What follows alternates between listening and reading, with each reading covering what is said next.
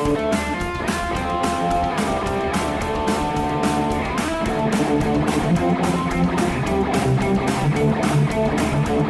everyone. Welcome to Weekend Rental. We are your gaming and geek culture podcast. This is episode 102. As always, my name is Ryan, and I'm joined by Andy. Hey. And Biff. What's going on, guys? We're back. Three-piece once again. Just in time for E3 week. Works out well. I made some predictions last time. I don't think any of them came true. What else has been going on? Nothing. Nothing. We've all pre-ordered the Xbox fridge that is coming. We're all going to get that. Oh gosh. Right? I do have to say one thing that I am really excited about that was announced E3 a little early. You know, I think Nintendo typically gets the end of the show, those kind of the three bigs. Yeah. Xbox, so on. One thing that I am ecstatic about is Arcade 1UP announced the Simpsons cab. It's about dang time. I'm so excited about that. That is definitely going to be a buy day one. That's one that I've been wanting for so long, and it is time. I'm really excited about it. Yeah, that's a good one. I wish they would have announced the other game that's coming with it, though. It's weird that they didn't. Like, it will come with a second game to be announced. Yeah, I'm wondering what they would even pair it with. So it has a trackball on it, doesn't it? Does it? I didn't see that. I didn't see the trackball. Oh, because then it's Simpsons Bowling. Yeah, that's what I thought. Because I thought I saw a trackball on the thing, but maybe not. Well, that could be then. That would be awesome. I wish it wasn't $500. Also, not excited about that. No. But yeah, that's going to be a good one to get. That's a great game. Great 4-player game. It's just amazing. You know, Arcade 1UP, we've talked about them a lot on the show, and they're putting out good stuff, a lot of good stuff, and kind of going big. And the prices, though, you know, it's slowly creeping up, a little more expensive. Those special edition ones, light up marquees. You could find maybe a used cab someday somewhere, like an actual full-size one, for getting close to those prices. Yeah. Well, that's the thing too, is like this one's also got the online leaderboard integration into it, just like NBA Jam. So it's like, man, at that point, like, just start having an online games network. Even if you're going to charge me $25 for the ROM, like, just sell me. Because I would buy NBA Jam, I would buy the X-Men games, I would buy, you know, I could buy all that stuff, like, and have it on one cabinet instead of having to keep rebuying these things. Because realistically, you'd think they're kind of like pushing themselves out of a certain part of the market, because not everybody wants 20 of these, right? Not everybody has space for that. Right. So that's what kind of irritates me a little bit at this point in the game with them doing that. But the margins have to be incredible on those things for like what they, you know. Yeah. If a retailer can like fire sale them off for like a 25% of what they're asking, like, yeah, that's a good point. They got to make good money on that. So I'm sure they want you to buy every cabinet that they make. But I would if they were so much cheaper. Mm-hmm. If we were getting those like $50 Walmart adventures all day, I would pick those up. But if you guys notice, like in Walmarts now, they're getting the new ones in. It's like, I don't know if the deluxe edition or whatever they're called, but it's got like, I've seen the Ms. Pac-Man one all over. It's just got like a different box and like, I think maybe a light up marquee and then a faux coin slot on the door or like the front of it. Does it come with a stool as well? No, but it comes with more ROMs, but it's just like, God, is that really better? Because the price is a lot more. I don't know that it's enough. You know what I mean? Yeah, it's amazing what they're putting out. You know, they talk about pinball tables. They talk about even their coffee table game board thing that's online integrated, and you can play Ticket to Ride with somebody somewhere on essentially a TV laid down, you know, with a Raspberry Pi to it or whatever. It's just, I think when Arcade 1UP first came out, we're like, I don't think they're going to make it. I don't think they're going to do that well, but they've surprised me for sure and putting out some good things. So definitely excited to see Simpsons bowling with that. That'd be stinking sweet. Yeah. I'm not a big fan of Simpsons bowling. What's that? I said I'm not a huge fan of Simpsons bowling. It's fine, but shut up. Just kidding. It's a bowling game. No, yeah, it is. It is. It's just like any bowling game, but it's no Capcom bowling. I mean, that's perfection. but they're really crossing off the go-tos, right? Like, there's not many left that are like, oh yeah, obviously that's a good one. Maybe I'd be curious where they go next. Maybe some Sega stuff, some later Sega stuff would be cool, but I don't know if they'll ever get that. It'd be nice if they'd partner with Neo Geo and like then they would put out like a somewhat quality product that had the Neo Geo name on it. Because I guess I haven't had hands on with that new Neo Geo Arcade 1-up-ish thing, but I imagine it's not as good a quality based on the stuff I've bought in the post or in the recent years of Neo Geo, I guess. Yeah. Well, it seems like SNK will do anything, so. Yeah, that's true. So I guess the big E3 thing then is probably, at least the thing that I'm guessing most of us care most about, is what Nintendo had to do with their Direct. Did everyone catch that then? Yeah, I mean, you can hear the excitement in our voices. Yeah. It's a pee your pants good time. I was expecting more. I was expecting better. Saw a whole bunch of dates I didn't like. Saw a whole bunch of games I didn't care about. That's what the Direct did to me.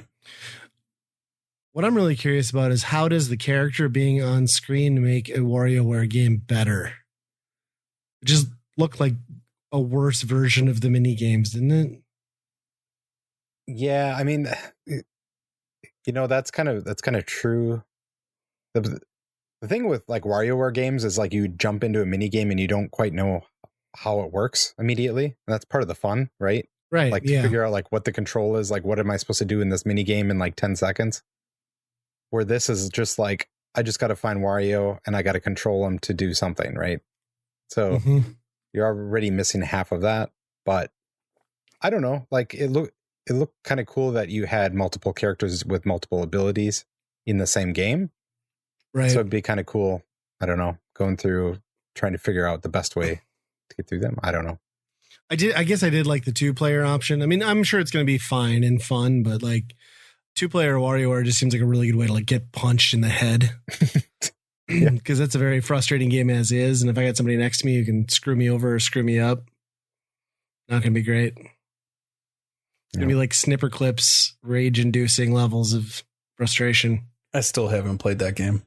Oh, you get to a point and there's just people can't communicate well and things break down. Like everyone who's played it in this house has just walked away at some point. Is it more than Overcooked?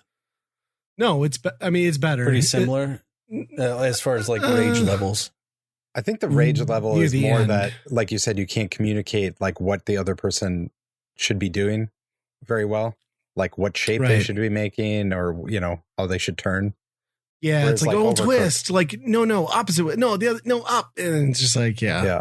Where Overcooked is just like, go get the tomatoes, Yeah. Cut and like tomatoes having to explain to someone the shape you need them to cut and having them execute it is very frustrating when that becomes precision. But yeah, that's a good game though. You should buy that. If you haven't played it yet. Should. Biff. I've passed it up. I don't know how many times at Best Buy. Grab it. Yeah, so like the indie stuff, nothing really jumped out at me in the E3 thing for Nintendo. I mean, I saw a lot of stuff there that I knew lots of people would get excited about, but not a lot of that indie stuff or like non first party stuff was my thing, I guess. Like I did laugh out loud when they're like, Tony Hawk 1 and 2 coming to this. I'm like, this has been out for a year. Like, just why are you showing this off? Just like the guy says at GameStop, super rare game. There's 2 in 1. You better pick it up now. Yeah. Find it everywhere. That guy. Yeah. And then I thought the complete lack of Metroid Prime 4 was pretty telling at how far off base that game must have been for them to scrap it a year ago and still have nothing to show. You know, the announcement of Metroid Dread, right? Which looks awesome. Yeah, I mean, it does look good. It just wasn't what I was anticipating. Not what the fans were expecting. Right. It looks like something that they probably initially started as a new 3DS game, and then they're like, oh, that thing is dead. We gotta do it on the Switch. Yeah. But yeah, it looks good. I'm excited for it. The suit design, the colors are hard for me to get used to because I'm so used to the traditional, but I mean, that's just a minor cosmetic thing. I like the idea of like a Nemesis sort of character that are chasing you around. They spent a lot of time promoting those. Yeah. But well, they get their own amiibo, so that's the thing. You know, I mean, like that was the thing with Fusion was the dark suit was scary as hell in that game to, you know, be out of the way from. And this, I feel like, takes another step farther than that because they're chasing you and you're always going to be on your toes, it seems like. Yeah, I'm excited about that one. I think that one's going to sell well. I mean, it's definitely a good stopgap and like probably the only real piece of Metroid appreciation we'll get from Nintendo, being it's the 35th anniversary of Metroid as well. I really would have loved, even if they just showed like 30 seconds in a logo, though, I would have loved to have seen something from Prime. Just anything at all. Well, I think you make a good point that it must be pretty bad if they have not shown really anything. They killed it at one point, right? I think they restarted it. Right. So that's the thing is like they essentially restarted it about a year ago and then COVID started. So I'm guessing it probably is, you know, that probably hampered most of that first year because they had other stuff to focus on. So, yeah. Do you think it would come out on a Switch though? At this point, being 4 or 5 years, would they still do that, or is it going to be the next thing? Out. And Nintendo has, like, Metroid gets the Kirby treatment a lot, where they'll drop them at the end of a console life, like the last one on 3DS. Yeah. So I think it'll happen. But maybe you know, if the Pro does come out, which they didn't mention, that was the big. Everyone said it's getting announced, it's happening. I guess there's still time, but it seems unlikely. Maybe they'll do like an enhanced version. You know, that'll be backwards compatible too. Yeah. I don't know. I heard from some journalist or whatever was talking about how he knew from a source that the Metroid Prime trilogy, they already ported it. They're just sitting on it. Oh, it's already done. They're just waiting for, I suppose, Prime 4 to get farther along where they can dump that out to hype it up. I don't know. Why not do that this year then too? You know what I mean? Yeah. But, you know, Dread was like 2005, 2006 when they first announced that thing. Really? And they killed it off a few times. So, I didn't even know that. Yeah, everybody assumed it just wasn't a thing anymore. But, and it probably wasn't. It was probably it's the team that did the 3DS one that's making this one. Right. So they did the 3DS one and they're like, hey, how about you do that one that we wanted to do, but we can't figure out how to do? Well, aesthetically, we scrapped the files. Can't find them. Aesthetically and like gameplay wise, it did like immediately remind me of that 3DS one. So yeah, makes sense. I am impressed though with this one. At least they let you know that they weren't forgetting some of their lesser known stuff like WarioWare. Right. Doesn't always get the thing. I mean, and like Advance Wars was a huge surprise. I don't think I'm getting that game. I think it's a bad idea because the graphics in the original are just fine. There's nothing that reboot really brings that's new or looks any that much better, I guess. And that's a $60 game. Yeah, that was a cool one too. But I was like, I don't know that appeals to me. So explain to me what was up with that Mario one. So is it like the best of the best, or it was just they're bringing maps from one of the N64 games over and then 100 of the best mini games?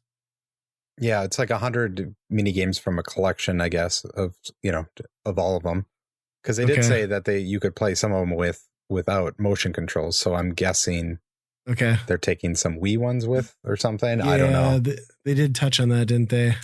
And then I love how they're like, and as an added bonus, you can play them all online with other people. I'm like, dumbasses. You should have been. That's a standard. Everybody else has been doing that for 12 years. Don't like, oh, look at us. We figured, like, shut up. Of course you should have done that. You should have done that 3 iterations ago. Yep. Frickin' Nintendo. What? But can you imagine just like random matching for a Mario Party game? That would just.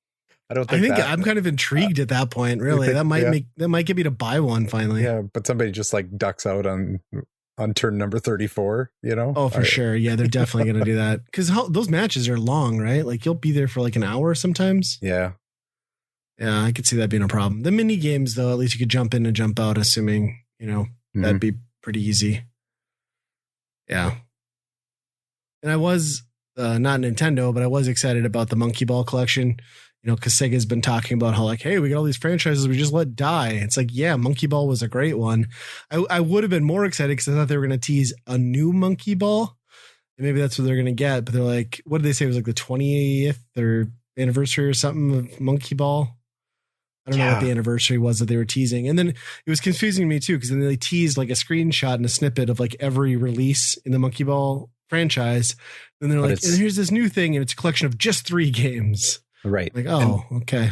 And deluxe that's just like added ones, aren't they? I don't know. Right. Yeah. So I think it's just a better version I think it's the one that was on Xbox where it's both games plus bonus stuff. So you're really only getting 2 and a third new games, but I don't know. Either way, I'm excited. I mean, those original games are classic. What was the last original one that they made? It was that Banana Blitz or whatever that they ported over to Switch last year, I think. But that was a Wii game, right? Yeah, it was a Wii game. Yep. And that one was good, but it was never as good. But those first 2 are amazing. It would have been cool if they'd have thrown Monkey Ball Adventure in there just for shits and giggles, because it's the same generation. So you'd imagine the engine would have handled it. But I don't know. And this is just classic Nintendo Direct where they make these announcements and they're kind of confusing where you're like, is this a new game? Is this not a new game? What is this? And then those moments that you get really excited, like, I can't believe they're bringing this to the Switch. And then they're like, new Smash character. Like they just throw you off so many times that you're like, is this a game or are they announcing another Smash character? I don't understand what's happening. I think the way that they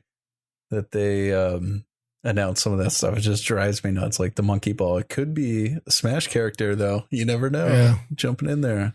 Yeah, that I mean, I don't want to be a negative Nancy. I don't mean to like poop on Smash, but like I've really hated probably 3/4 of the DLC characters so far. Or maybe not, hated's not the right word. I don't give a shit about 3/4 of those franchises, and this is yet another one. I get that Tekken's a big one. I get that a lot of people are going to be excited. To me, this might as well just be another Fire Emblem character. Like, that's how excited I am about this. Like, I just... Okay. Who's left? Who do you want to see on Smash? I mean... There's lots of good options, even within Nintendo, that they've just never touched on. You know what I mean? Mm-hmm. I hate to project because I just don't want to get my hopes up. Yeah. Yeah, I mean, they're bringing back like WarioWare and Advance Wars, but I don't think either of those have any representation in Smash, right? I mean, Wario's in there, I guess. Yeah, but that's... I guess he has that. There's probably, I think there's Advance War like stickers or trophies or assist, whatever they are. I gotta think. Yeah, I don't know. I mean, I'd still like to see Master Chief. I get it. He's got a gun. That's weird, but you already had Mario's to work with Microsoft to some extent. That's true. A fire gun. I'm pretty excited about that. The Rabbids one. The Rabbids thing. I didn't see that coming. I still have not played the first one. Mm-hmm. I own it. It's really good. Yeah. If you like tactics, that type of style game. I do. I'll have to give it a shot. Yeah, and that one's coming out this year, right? Like around October again, right? Next year, I think. Next year, okay. Next year, yeah. Because that was the big thing with like everything they did announce with the release date. It was like fall this year, so your wallets are going to be hurting around October, November. That's for sure. Yeah, there wasn't really a big exciting available right now announcement like they've been doing lately either. I mean, there was a game that like it dropped today, but I don't even know what it was. I didn't care. I guess we might as well talk about the big one. The Zelda stuff. We can probably not worry about Skyward Sword. We can touch on the fact that there's a Game & Watch for the 35th anniversary. Makes perfect sense, being they manufactured the one last year for Mario. If you've already got the dies ready to go, just change the color and slap that thing together. The selection of games is excellent, though. 1, 2, everyone's favorite, and then Link. What is it? I really Link's bit Awakening. my tongue on that one. Yeah, but then the teaser for Breath of the Wild 2. I mean, that looked pretty good. It looked good. Looked a little confusing. Well, not confusing. There was one part that when Link is this liquid, that's a new power. Goes through something. Yeah, you can teleport. I just don't like it. I think that's made me uncomfortable. No, I think that's going to work out well because it's all the verticality. So I'm guessing that's how you're going to teleport. Like you're going to like pinpoint it on the map and like stand under stuff, and you're like zoom up. See, the part I liked about Breath of the Wild is like you could do all the tools and all the climbing wherever you wanted. There was no limitations, where I feel like that power is like, we'll let you do that power right here. You know what I mean? Yeah, but you didn't see the part where like that only works if you have no metallic armor, shields, or weapons out, and if it's not raining. So yeah, that was the part they didn't show you. Yeah. If it was raining, you would drip back down to earth, and it wouldn't work. You have to sit there and eat an apple for 45 minutes until it stopped. Oh, that'd be great. If the rain I think the tone of the game is different than what I was anticipating. It's very dark, yeah. You know, when the first trailers came out, they were kind of traversing through this underworld, glow in the dark stuff. And so I felt like the game was leaning more towards that tone, more of a dungeon kind of setup. And so when you see this overworld and this whole, Hyrule, everything that we saw in Breath of the Wild, I was very surprised that it's, they're taking both kind of this underworld and the normal world that we're used to. And so that's kind of interesting. I think there's definitely going to be some more, flight of some sort, especially with Hyrule Castle being elevated and the end of the trailer. And my guess is you're going to be using Revolvi a lot on what is it? Rivaldi's Gale? Yeah, Rivaldi's Gale. Yeah. I'm Rivaldi excited about that. Too. Yeah. You know what? I call them how I see them. No, I think I was thinking it'd be more like subterranean stuff. But what I'm hoping though is that some of these floating segments, those become the dungeons, right? Like getting to it is part of the challenge, but then like it's a self-contained like gauntlet.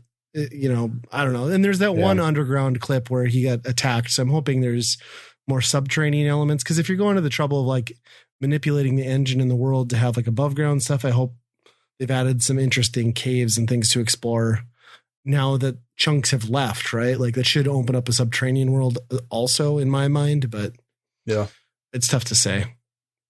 I am excited about it, but I can't wait till 2022. Yeah. I really wanted to see it this fall. Hopefully it's first quarter. That's been the alleged rumors is first quarter, but who knows? It could get pushed. Do you like the haircut? No, I was just going to say he looked a little weird for me. I wasn't a fan. Also, that opening scene, like of him falling through the sky, really looked like a clip out of Mortals Phoenix Rising. Like I almost thought I was looking at a different game for a second. It was very strange. But Yeah. I wanted either Metroid Prime 4, Breath of the Wild 2, or Bayonetta 3 to release this year, and didn't even talk about Bayonetta 3. So they're just sweeping that one under the rug. I wouldn't be surprised if any of those came out next year even. I could see Zelda even going all the way. Another year. Console cycles last 5-6 years anymore. You can't put a game out 7 years into a handheld's life cycle, can you? Well, I mean, Breath of the Wild was pretty much that. Yeah. But they use it as a launch title for their newest system. So yeah. Because I think they pushed it a whole year to do that, right? Yeah, well, it was pushed several times, but that last push was a year. Yeah. Yeah, I don't know. I mean, I don't want to be cynical. Like, I think this turned out better than I had anticipated, but it also still managed to make me sad in a lot of ways. Yeah. So that's typical, right? That's what directs are for. At least it wasn't all ports. That's true. There was only one Wii U port, so. Which one was that? The Fatal Frame one, which actually never came over here. So right, that looked good. Yeah. I do want to play that. Not me. Did you guys catch any of the anything from Sony and Xbox so far? Like I've been, so for anyone listening, I just got back home today. I've been on vacation for like 10 days now. So I missed pretty much all of that stuff, but I heard there was some good Game Pass things, and yeah, they showed Starfield, which is like, Bethesda's next big one. But it was just a kind of a trailer. So that one could be years off too. Who knows? Sure. But that is only coming to Xbox. It seems like all the Bethesda stuff is going to be Xbox exclusive. They'd be stupid not to, right? Yeah. I mean, people that love those games. They're going to follow them. It's going to be PC or Xbox now. Yeah. And let's be realistic too. Is like most of the people who are hardcore into Bethesda games probably opted for PC versions when they could. So anyway, yeah, right. Yeah. Yep.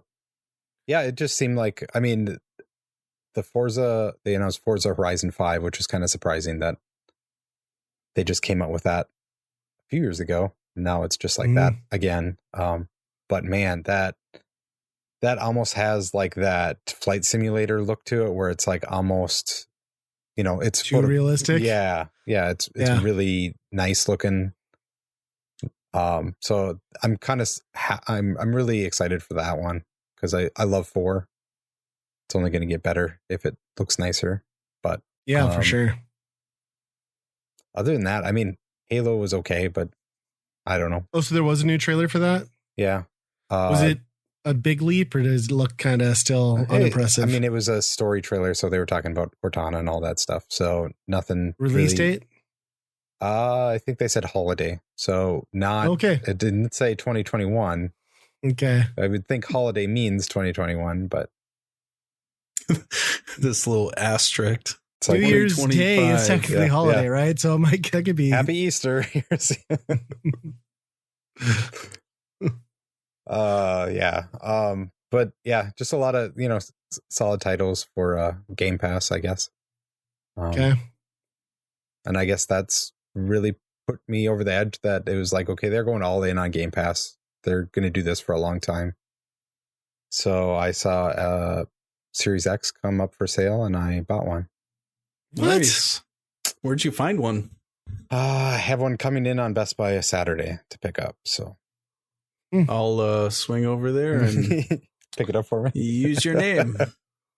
I haven't seen one yet. Well, good for you. Yeah, I just, it wasn't any game that was like, okay, I'm finally ready to go. It's just like, this is, they're just so much into Game Pass. It's like, well, you might as well get the newest thing to make them look the nicest right now, I guess. I don't know. You got the digital one or disc? The disc one. Okay. Yep. Should have just gone PC Master Race and upgraded your gaming rig. Nah, I know, but you don't get all the Xbox games then. Most of them. No, you don't. Yeah, there's a lot of the disparity between the console and the PC library is a little disappointing. Yeah. Sometimes. It is kind of weird. I mean, obviously most of the games on the Xbox side are on PC. They're just not on the PC Game Pass side. Right. Yeah, all the first party stuff now and the Bethesda and all that is, but I haven't bothered to install the EA. You have to do an EA launcher if you're going to play those games on the PC. And I'm like, oh yeah, I don't need to install it. Eventually I should do it though, because I want to play that new Star Wars game, but I haven't done it. That one's good.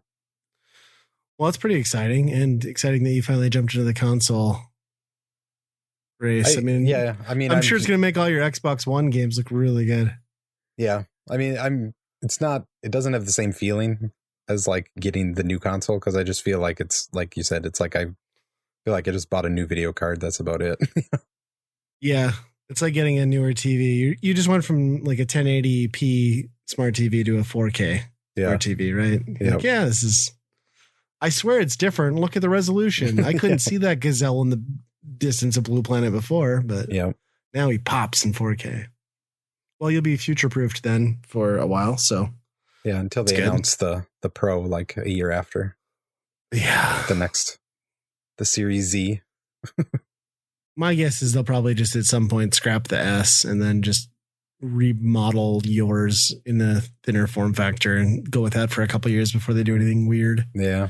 Maybe more memory, because I mean that was the big thing in the 360 era, right? It was like new bundle, more storage, like every 6 months. So, well, that's cool. How about from the Sony camp? Anybody heard anything? I think they just had a Horizon trailer, and that was all they did the whole time. Huh. Which is also coming to PS4, so I'm just gonna play that there if I want to play it. Yeah.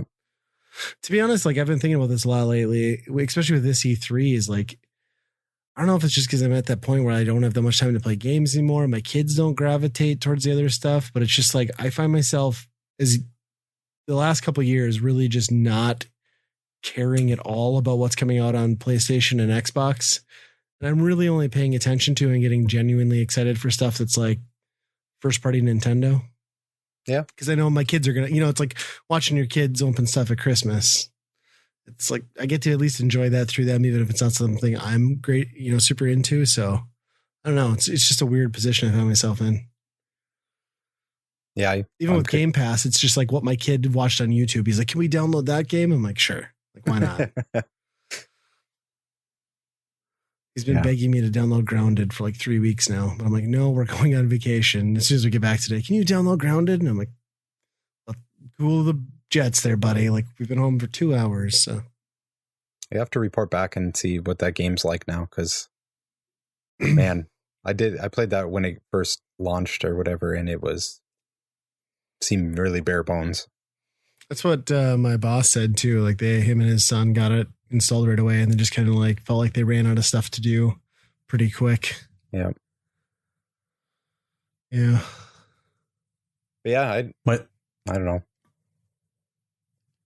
I was going to talk about Game Pass.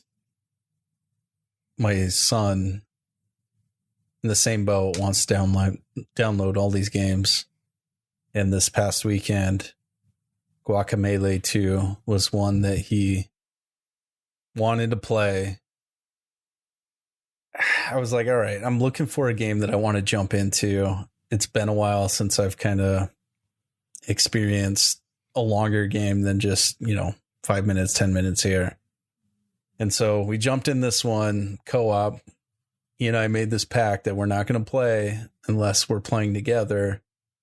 And I'm so upset that I made that pact because this game is so hard with two people, especially just with all of the platforming that you have to do. And if you're the second player and you are ahead of first player, the camera isn't moving any further.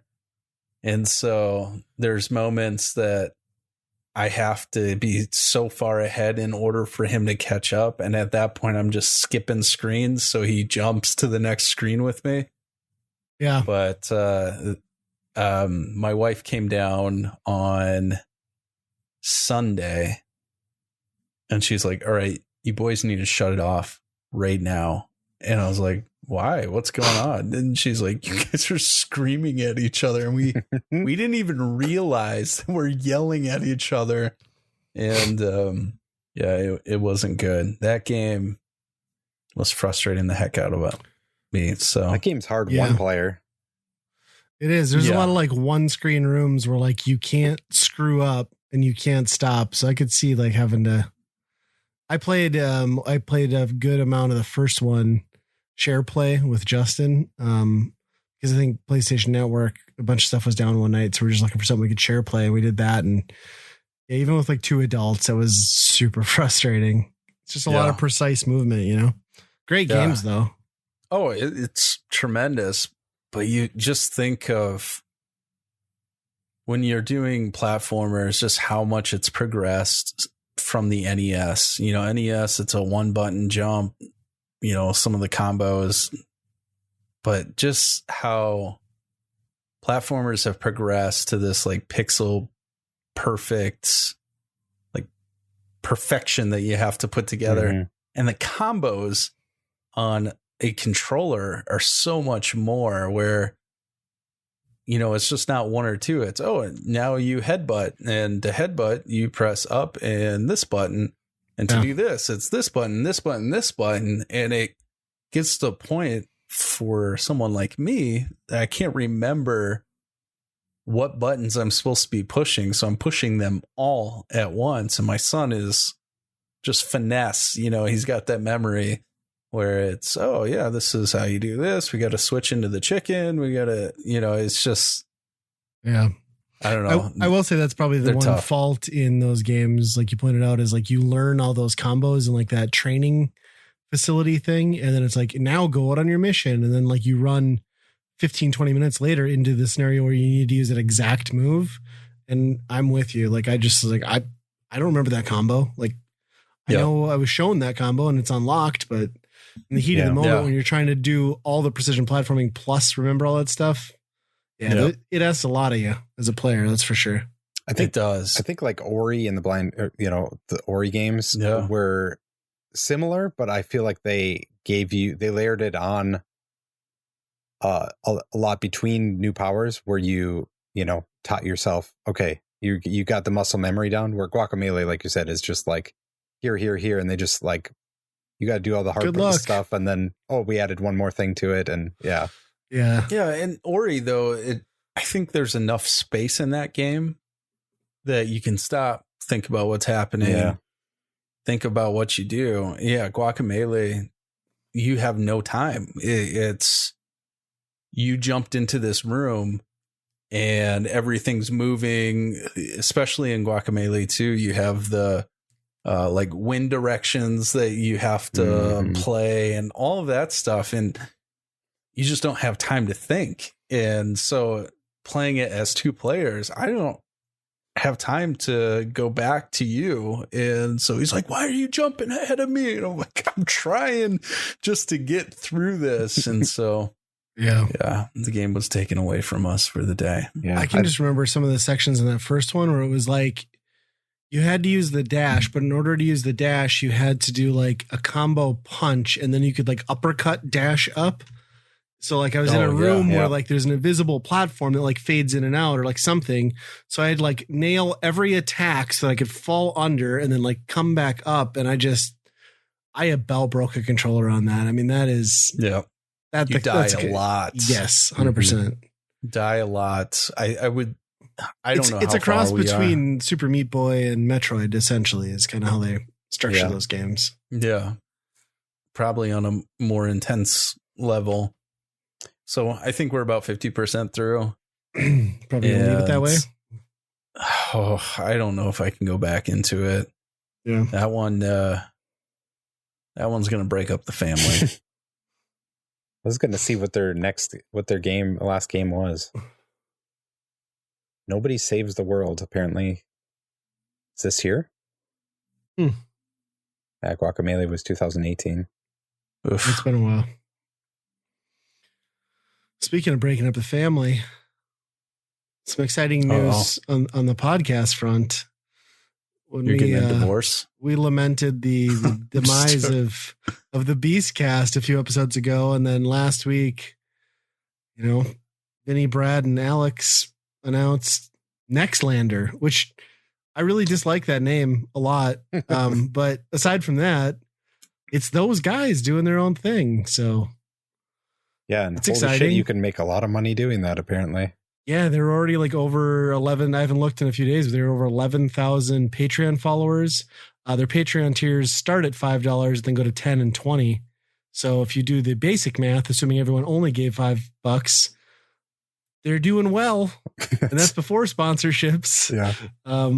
Also, it's great to see. I'm a little torn though, because it's like now with what Bombcast is doing, it's like they brought Danny O'Dwyer in finally, officially. And it's like, this is awesome. You're bringing in people I love. And then half the other people I love are doing something different. Like I want you guys all to just like kumbaya. And I mean, I'm going to support them both, but I don't know. Yeah. It's, I wonder what kind of stress they're under, because I wonder if they just thought like, hey, we could do this thing, it would support our lives, and we can just kind of casually, I mean, still do it as a job, but like do it at your own pace. But now when you're raking in that kind of money, it's like, oh shit, now we need to like, does that right? It doesn't seem like they were overly prepared for the launch. I mean, like, I think they thought they were going to launch this and like slowly figure it out. And now it's like, oh shit. Yeah. Like to your point, like we got to get stuff out. Yeah. And it seems like they're very much going with the format of, at least so far, like what Beastcast was. And like Bombcast is like, we're going to do a podcast, but then we're going to do a lot of these like quick looks and like casual, less structured content. So I'm curious to see if they'll get into something that is truly different than what they were doing before, or if this is just they wanted to continue in that direction and ultimately Bombcast is going to shift away from that, because we haven't seen that yet. But yeah, so their Patreon is a little bit smaller than ours, right? Just a tiny bit. Yeah. Okay. Wow. Yeah, $55,000 a month. But they got there quicker than we did. So. Oh yeah, we had a grind. And it just makes us appreciate all of our patrons. They're currently at 11,890. So wow. And I was wrong on the tiers. It's 25 for the top 10, and then 5. So yeah, they're crazy. They're doing okay. Yeah, it makes me super happy because I'm getting my podcast back, kind of. But also, I liked the dynamic between Jeff and everybody else in the Beastcast, and Jeff's now in the Bombcast. And it, like, I've been listening to those new episodes of the Bombcast and I enjoy them, but it's like they haven't quite figured out how Bacalar fits into those conversations yet. So like I don't know. I am excited that they announced on Bombcast that Reichert, for better or worse, is going to be contributing again. So, you know, I'll get to hear some great stories about how electricity doesn't just run through your entire house and that poking a hole in any wall won't kill you. So that's good. But yeah. Nextlander. It's a good thing.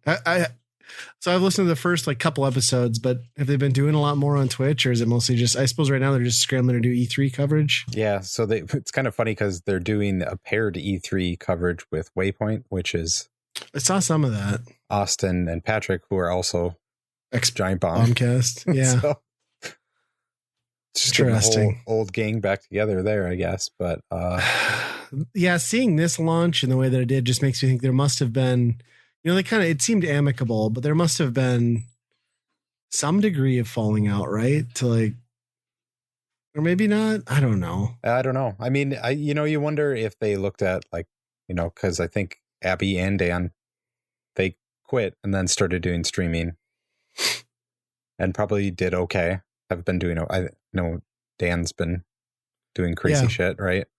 Dan pisses me off though, because he turns his comments off on everything on YouTube. Sure. It annoys me. I just want to read the comment section. Yeah. But they probably looked at that and said, you know, if there was something that a Giant Bomb they didn't like, you know, they were like, well, we could probably do okay on our own. And it seems like they were right. Yeah, I think so. And maybe they just really wanted more freedom. You know, maybe with where Bombcast is at now, it just wasn't throw shit at a wall and see what sticks anymore. And I think, you know, Vinny has always talked about how like that's the kind of crap he liked. So I don't know.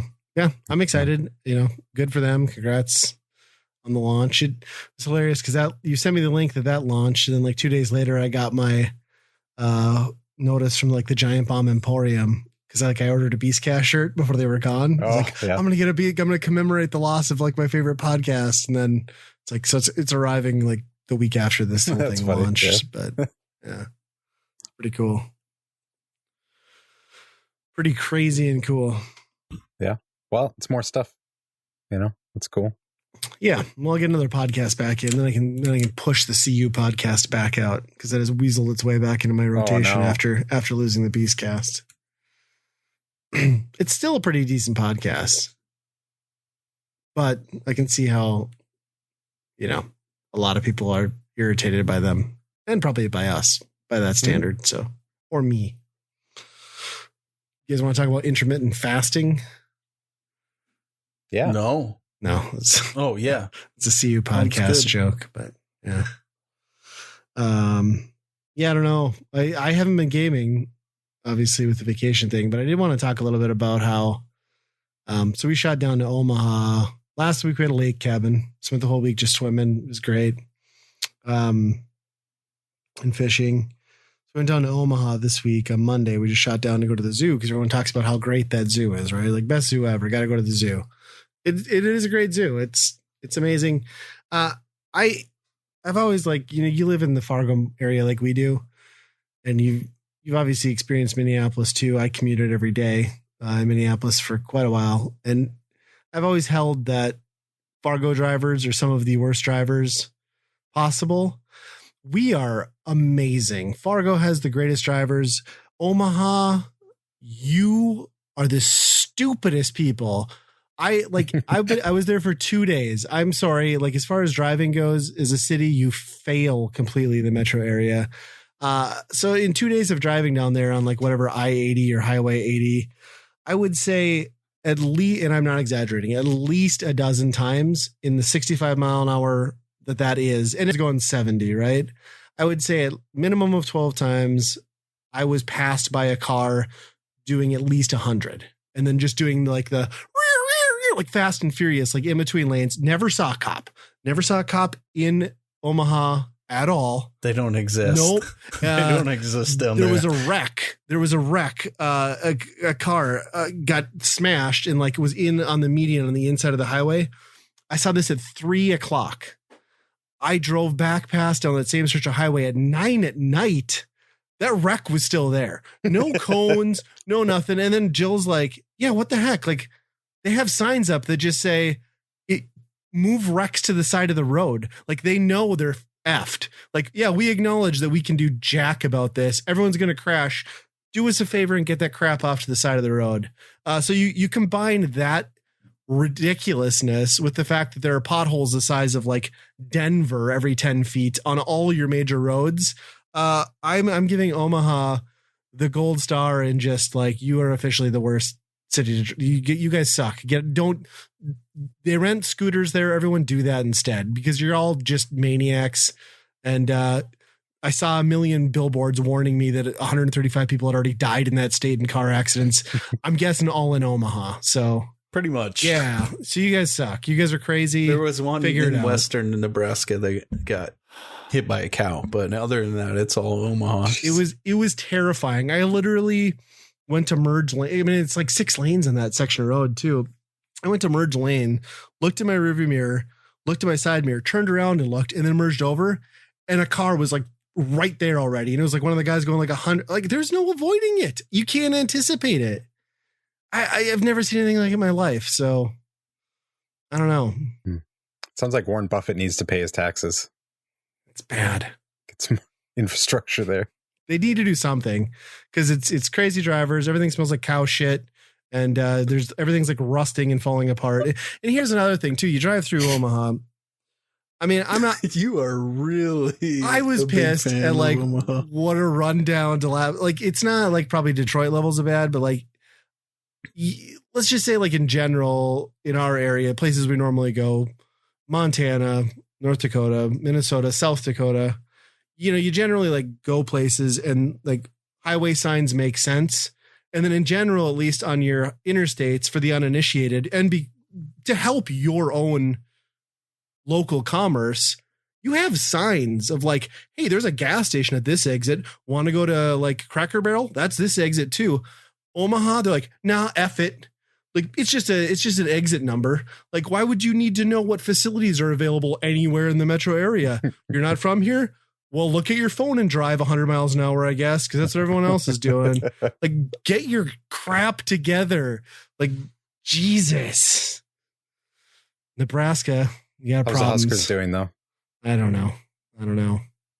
Yeah, it was really weird. Like, we stayed in Council Bluffs, too, and, like, granted, it's the end of we're coming out of a pandemic, and it's, like, hard times, but we were like on a casino adjacent area. There was another casino, like a big like metro complex. It was obviously for sports, but it was just like the city planning was like, well, this is an industrial area off of like some really gross stuff down by the river, but let's pour millions of dollars into it, build up all this different, and it was just like Ruby Tuesday out of business. Strip I know mall, exactly where you are in my head right now. And I'm just like, I've been there so many times. And I'm just looking at it, and then like, I'm like, what the hell? There's not a house anywhere around here. No wonder why all these businesses are going under. And then it was like, oh, and then if you drive 10 more miles out of the way, even further from civilization, here's another strip mall and a Target and like a bunch of vacant stuff. And it's, I don't know. People, when I go to these places, the more I've traveled the US, and I've done a lot of it with you too, everyone craps on North Dakota and stuff. And I'm just like, man, like the rest of the quote unquote Midwest, like you guys, I hate to tell you, you're not that great. Like, come up here. Like it's actually pretty good. Like even our shitty towns. Oh, stay down there. They're going to bring the crap up here. Even our shitty towns are pretty damn nice. I don't know. Sorry. Sorry if we have listeners from that area, but Fargo's pretty nice because most of it's been built in the last 30 years, right? There's that. But we also maintain everything too, for the most part. Well, so I guess it's a double-edged sword, right? You cross the river into Moorhead and it's just like they're not Denver size level potholes. Yeah, you're right. It is the Omaha of Minnesota. Well, no, that's East Grand Forks, technically. Oh, yeah, East Grand Forks. Yeah, I don't know. It was just like would that be the Council Bluffs? The Council Bluffs of Minnesota. Yeah, it's just like and there are a lot of really great pockets in that metro area too, but there's just so much like old industry and just like, I don't know. Like, I don't know how you recover some of that. Like, it just gets so bad at some point that it doesn't seem like the city planning's there. And I don't know. That zoo is killer though. Totally worth the drive. And as long as you watch the damn road and like hopefully get there in one piece. We spent so the zoo story. So I bought the tickets ahead of time so we could get in right away. Just like walk through the gate, no wait in the line. We got the right at open, but the day we show up, it's projected to be a high of 94. So like I look at the map and like we get in at 9 and I'm like, we're going everything outdoors. Like they got all this indoor shit. Like it's right here at the beginning. Like we're doing the loop. So it actually worked out well. We got through the entire exterior areas of the zoo by 15-ish, made it all the way back to like where all the indoor exhibits are, rushed to go eat at like 11:30 in the cafeteria in like the tropical, whatever rooftop, treetop, whatever. I'm like air conditioned. I need air conditioned. We're going to eat in here. We're going to watch the monkeys scratch their butts while we do it. It was fun. And then it worked out pretty good because then by that time it was like, all right, we'll go do like the chairlift thing. Then we'll go to the butterfly thing. Then we got the aquarium. Like, let's just stand and watch the penguins for like 45 minutes because it's gloriously cold in here. And then we did, the desert thing. So it actually worked out about as good as it could on a day like that. That desert biome thing, like, might have been like the desert part itself, not that great, but like that like subterranean layer where there's a bayou down there and alligators the size of like Volkswagens. And then I got stuck by these like dipshits who were like, look, a beaver. I'm like, walk outside 5 minutes in any direction. You can slap a beaver. What are we doing here? There's an alligator right there. Freak out about that. That was really cool. The bats, I don't know. The bat thing was neat. I don't need to see like 80 kinds of bats, but yeah, pretty amazing.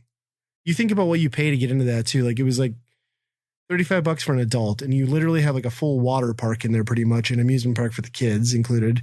You get an aquarium. You go to, and you get the zoo. I just think of like the Mall of America where it's almost $40 for an adult, and it wasn't half as good. For a mediocre. Yeah, it's not half as good experience. Yeah. Yeah. Yeah, it was really great. It was really, really great. So I don't completely hate Omaha, just fear for my life. And move it to Fargo. Yeah. Ugh. After going to that zoo, just made me want to nuke our zoo even more. I don't know why they For those listeners that have never been to Fargo, I think we need to paint the picture of the zoo. Yeah. Because people are either like, oh, it's a zoo. Mm-mm. It's right on the interstate. Pretty much right by an underpass. Yep. And then most human beings have a yard the size of this zoo. Yeah. And quarter of a city block, no joke. Yeah. You can go and enjoy cows, maybe a horse, maybe a cow. There's chickens. There's some chickens. Bunny. Yeah. Geese. That is our zoo in our metro area. Yeah. You can also have to drive to a town that's a quarter of the size. Yes. That has a zoo that is actually presentable. Yeah, that's true. Fargo sucks in this aspect. Literally, the Fargo Zoo, if you drove 20 minutes in any direction outside of town, you could probably see all those same animals. Because like even the cool stuff, it's like the bald eagles. It's like, yeah, but like those things really bounced back. Like I see bald eagles flying all over town all the time. Mm-hmm. Like I don't need to see the injured ones at the zoo. And then like broken bald eagle. The only thing that I legit think is cool there is like the wolves. Like, yeah, it's cool. Like it's neat to see wolves. Like, but we live in an area again where like you can go see coyotes and everything. Like hell, we've got freaking cougars that are running around in the Fargo Moorhead area. So yeah, just a day sitting in a secluded area of town, you could probably check everything off the list. Those I'd rather see in a zoo than. Well, that's true. Yeah, that's fair. Except for that camel, like that thing. There's one camel that hasn't died. It's been there forever. I always make that. His humps are leaning to the left now. And after watching Zootopia too, I always make that same joke every time we go through there. What do you call 3-humped camel? Pregnant. I think the best part about that Omaha Zoo was we were going through that butterfly thing and like they're doing like groups because I got the doors and stuff. There's a lady in the walkie-talkie like monitoring the entrance. She's like, cockroach out in the insect exhibit, cockroach on the loose. I'm like, wow. All right. Like, is this a really high profile thing that you have like a hissing cockroach like somewhere in a zoo? I think you're going to be fine. Maybe put down the walkie-talkie. Did you tell your kids to go into the butterfly room and just do like high clap hands as hard as they can? Well, they gave us the whole rundown. They're like, watch your feet, touch nothing. Don't even look at them. Kids are like, yeah. Yeah. Smashing them. Well, we followed a group. I'm not even going to explain that because it's not going to come out good. But yeah, it's amazing that they all survived. So, Omaha, there you go. I did go to that pop culture exchange that we love. That store is still endlessly cool. Tons of good figures still. Prices had gone up, understandably. Some of the weird stuff was still cheap, though. Like the Jaguar stuff they had, which was one game and a controller, were still like on point. The controller was $25. The really anything beyond Nintendo, Super Nintendo, and the more recent disc-based systems was gone. You know, none of that 3DO stuff, none of the Virtual Boy, very little Game Gear, and the only uncommon stuff they had was for the Super Nintendo, and it was just 1 or 2 games, and it was like Chrono Trigger, which was loose cart. I think they wanted like $280 for it. Mm-hmm. There was one other one that was like an $80 game, but yeah, it was kind of sad to see because the last time we went through, I mean, this is several years ago now, they had a ton of rare, or maybe not rare is not the right word, but uncommon console games, and they were all reasonably priced. And now it was just, I didn't even buy anything. I wanted to, but yeah, I think the last time we walked out, you had some Jaguar games. I had 3DO and a AES game, like stuff you don't. Yeah, and you don't get a decent price at like a retail shop, that's for sure. But the amount of turtle figures and stuff they had was great. Huh. They had more vinyl now too. I really wanted. They had. I don't even know who pressed it. I hadn't seen it before. It was like a collector's edition vinyl for Evil Dead 2. I would have bought any other day, but I'm like, I can't put it will be melted by the time I get anywhere with this. So that was cool to see. Yeah. And I didn't get anywhere else. I drove past a Half Price Book, and it was one of those gamers. Remember those? Those are still around? Yeah. One of them moved into the strip mall next to one of the Half Price Books, just down the street from that creepy, yellow car wash man guy. So they were conveniently close to each other, but we didn't go to either. We did go to Dave & Buster's though. That was all right. A lot of cards there. They had some really good games. They had Mario and Sonic at the Olympics, Mario Kart DX, Minecraft Dungeons has an arcade machine, which is actually kind of cool because when you scan it, you get a power-up card. So trading cards, they'll give you different abilities. The more you play it, you can just upgrade yourself or your person next to you because it's got a code on it. Yeah, a lot of cool stuff. It just, I don't know. It was mostly just for the kids, right? They had a good time. Mm-hmm. Spent $100 on game cards, and I think they walked out with 2 stuffed animals that I'm sure cost 5 cents. Yeah. And I see Sioux Falls is getting one at Dave & Buster's now. I saw it on the way back. Very small, but. Did you know in Wisconsin they have pizza ranches that have full arcades in them now? Ooh. Where are these? So I in the Dells? There was one around there, but I think there's a few other ones in Wisconsin that I saw that, they're trying to do the Dave & Buster's thing with pizza, I suppose. Makes sense because Chuck E. Cheese has got to be, they're not opening new ones of those, right? That's got to be in the decline. If they're even in a holding pattern, I'd be surprised. Yeah. It's a good idea. I really want a Dave & Buster's here. I think it could work. Kind of surprised we don't have one, but yeah, considering you have a Topgolf now. Well, almost a Topgolf, yeah. Yeah. They're really taking their sweet ass time on that. I feel like not much has happened in the past couple months. That Topgolf annoys me though, because I really wanted Target to put a new Target there, so I didn't have to deal with the one that's just in the worst spot in Fargo to get to if you actually live here. But instead, Target's no, we're going to pour $6 million into the one that's a nightmare. So now that's got walls knocked out of it. Oh, they're redoing that one? Yes, again. They're expanding it again. It's just no, build one on the other end of town where everyone is moving to. Because I don't want to go to that. I'll drive to the one over in Moorhead just so I don't have to deal with people. Mm-hmm. You mean Council Bluffs, Minnesota? What does that make Dilworth then? What? Oh man! What's the shit stain of Nebraska? Somebody let us know. Sioux City? No, that's Iowa. Sioux City is a good comparison, though. Yeah, I was telling my wife, I was like, "Oh man, I should take you over this hill, just so you can see what's over there. It's so bad. Just the decrepit bodies laying around. Oh, that place is awful." I was telling her all about that game store. It's attached to the strip club. She's like, "And this is where you're taking us?" I was like, "Oh hell no, I'm not taking you guys there. No, we're gonna keep on driving." We are. Oh, I forgot about that place. Great store. Terrible part of town. Just strange. Very strange. Yeah. So we're gonna all do We've crapped on every city in every state in the United States. You know what? We live in awesome. We live in a state that everyone pokes fun at, so we get to lash out now and again. Yeah, Andy's sitting there all smug. He's like, "I'm in Minnesota, you freaking bastards." Yeah, you're in the one Midwest state that everyone respects for some reason. Because you got lakes. Yeah, I don't know why.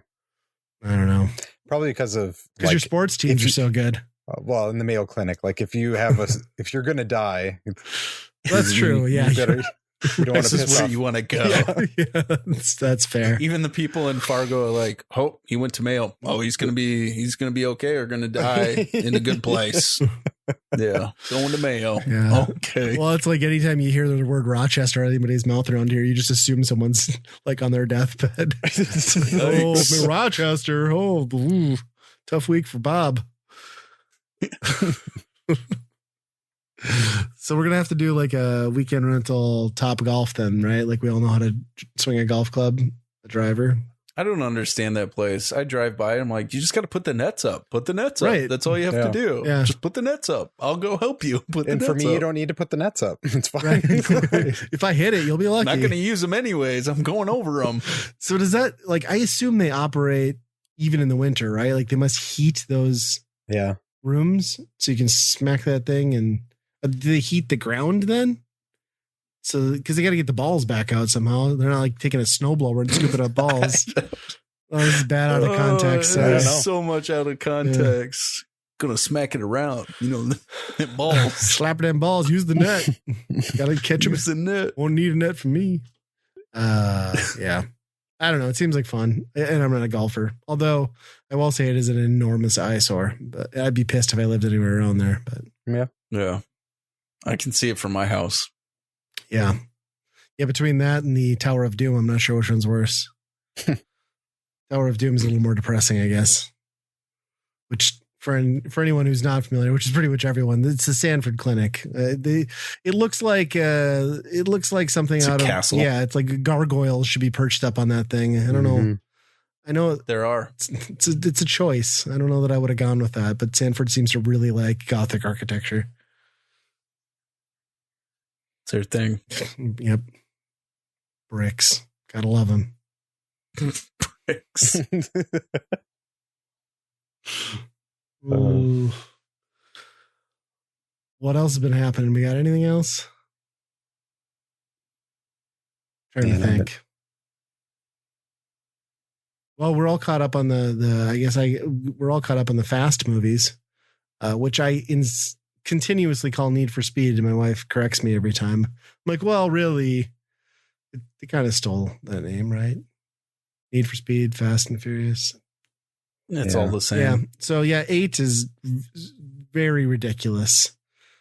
7 is ridiculous. 8 is. I mean, did you go in with the anticipation that it wouldn't? Well, I mean, it takes a big leap, like people remotely controlling Russian nuclear subs. Space is coming up, I've heard. And then like it really goes off the rails, like hard. And how do you even take it serious as an actor where you're like, I don't think they do. And like definitely 7 was pretty bad for it too, but 8 is definitely they've just adopted it's just commonplace that the physics work, that you can jump out of a car no matter the speed or rotational force, or land on a car no matter how far you've fallen, or the force, and it's like a pillow. So it's not. I mean, if I'd have known that, I'd have been jumping out of cars my whole life, because you can just like bloop bloop, roll, walk away. It's bloop bloop. It's amazing. Yeah, there's in 8. There's a scene where Dom is like, the car's like cartwheeling uncontrollably, flipping at least 8 times. Like mid flip, he's just like pop out the door and like rolls 5 feet and stand up and like brushes himself. Car explodes, everything blows up. And then, I don't know. It's just like they accept the fact that in that franchise now, a car is just a fleshy extension of your body somehow, and that's how it works. So, at the end, was there a picture of Paul Walker? No, but I figured there'd be Dom's something. Baby that he had with his ex, who was also in the previous movie and not pregnant, that they didn't mention at all, which is really stupid. They named the baby Brian after Brian, who is Paul Walker's character, who's still alive. Which he's still alive and in the movies, would have been there normally. Yeah, right. Yeah. But he just wasn't hanging. Yeah, they're retired. So apparently in that universe, even though it's all about family, it just means you never talk to your family again. Yeah, even when it's your sister's brother-in-law. That's how family works. I'm your uncle. You don't know me. We never met. I don't know. I've been reading stuff on the 9th one. It sounds like it's just laughably ridiculous to the point where it's so bad it's good. So we've been just picking random movies that we've heard of but never seen on HBO. Okay. And the other night we watched Point Break. I don't know if you've seen any of that. Keanu, right? Yeah, that movie is just the first Fast and the Furious. It's the exact same movie, except instead of race cars, it's surfing. Isn't there a scene in there though where like somebody eats cornflakes with a beer? Like at the breakfast table? Maybe I missed that part. But okay, I swear that was in Point Break. Maybe it wasn't. But yeah, it changed my thought on the first Fast and Furious a lot because they just took Point Break and swapped out surfing with racing cars. I could see that. Yeah, because what's the thing behind Point Break? It's a jewel heist, right? They're bank robbers. Okay, they are. Yeah, the surfers are. He like infiltrates a group of surfers. Nice. As a like undercover cop to, Patrick Swayze or Kurt Russell? I can't even remember anymore. Yeah, I said the same thing. I always get those confused, but it's Swayze. Yeah. Okay, that makes sense. Yeah. Yeah, it's a good movie. Mm-hmm. Plus, like Keanu and Paul Walker have the same type of acting skills. None. It's kind of weird. Yeah, pretty much. And the same like line delivery. It's kind of strange, but. Yeah, it's a gem. I think I've only seen that. I've never seen it not on like syndication. I've always watched it like on cable. I remember watching it as a kid a couple times, like TBS and all that crap when they would play it in the summers. Yeah, I'm surprised I've never caught it at some point. But so have you watched the Friends reunion then, since that's on HBO? No. Oh no, my daughter really wants to watch that. I'm just not. I was never into Friends. I was kind of, for a long time, I was very anti-Friends until I was with a girl that was very much into Friends. And I was like, okay, some of it's good, but. Friends is very polarizing. Okay, I like either it. It's like the greatest. Yeah. Friends is either it's the greatest show of all time or you hate it. Like there's no in between. Yeah. It was kind of one of those things though, that it's either you're watching Friends or Gilmore Girls. So Friends Gilmore became Girls. very good. Oh, I can't even describe how much I hate Gilmore Girls. The show is so bad. Jill loves it too. I bought her the complete series many, many years ago before we had kids. And I regret that because she played it constantly. Yeah, it's not good. No, not good at all. Every girl that I ever met, there, I was like, I'm going to be a mom like that too. And it's like, no, that she's not a good mom. Don't be a friend to your. Plus, nobody can have conversations like that with their daughters because they're illogical and don't make any sense. Yep. And nobody should talk that fast normally. It just doesn't work. Oh, exactly. Yeah. Plus, look what happened there. I mean, she got knocked up anyway, just like her mom. So yeah, why would you believe her anything she says then? Right. And then she got captured in Gilead and got her clit cut off. So I mean, it was a rough road. It wasn't good. Handmaid's Tale joke there, everybody. Oh, yeah. Oh, was she in that? Yep. Okay. She has not aged real well. I don't know if it's just the no makeup thing or the loss of weight, but she looks a lot older, which I mean, she is. So I guess it makes sense. Yep. So hopefully I didn't spoil that for anybody. There's a good podcast in there that we can just a bunch of guys watching Gilmore Girls and then putting our thoughts on a. Okay. I'm kind of behind this idea now. Oh no! Can we start rotating that in? What did you just do? Can we do that like every fourth episode to give our like retrospective? We'll just go like episode to episode of Gilmore Girls every fourth episode. Doesn't have to be. It doesn't have to be the whole episode. Maybe like 15 minutes, just ripping it apart. We can do 15 minutes. I mean, that's about all I can give it because my blood pressure will go. I like this. Oh my gosh. I have a bad feeling this is going to happen. Yeah, we need to at least do the first episode, I think. Oh, I like it. I like it too much not to try it. We'll have to get back to a Byron and Burn. We're going to have to figure that out after this episode, but I think we're going to have to do that next episode. It's been a while. Mm-hmm. What are we going to call this segment for Gilmore Girls, though? Well, I'm sure Gilmore Guys is already taken, right? Oh, probably. That's probably a podcast already. I don't know if I want to look it up. It's probably some like porno that they made. Yeah, Gilmore Guys is a thing. It's a television series, actually. What? Oh, it's an audio podcast.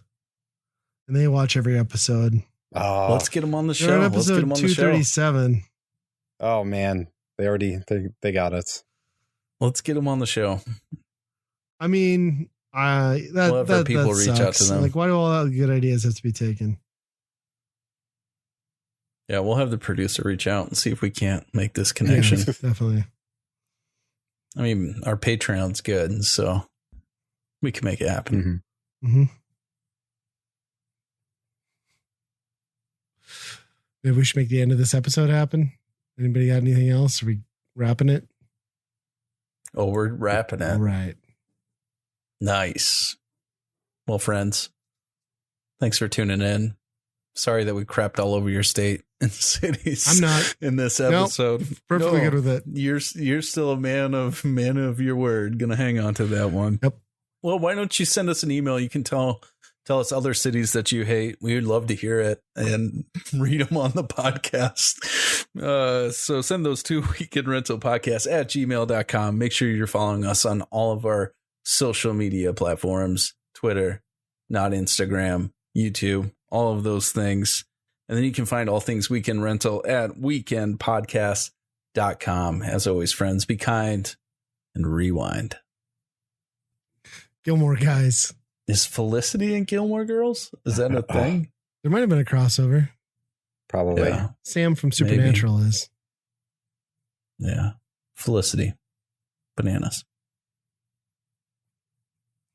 Felicity Bananas. I still kind of want to do the Gilmore Girls thing.